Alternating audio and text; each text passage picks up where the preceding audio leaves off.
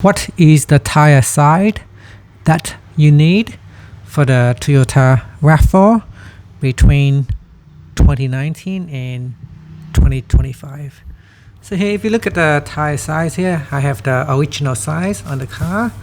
And if we go down, this is the actual size of the tire. So we got here 225, 65, R17, and 102H. So that is the tire size that you need on your Toyota RAV4. Now this model, or this actual car is 2020. So here I have the tire at the back. This tire is made in Japan. 225, 65, R17, 102H. So that's what you need. So if you're looking for one, that is the original size for your car. Thank you for watching this video.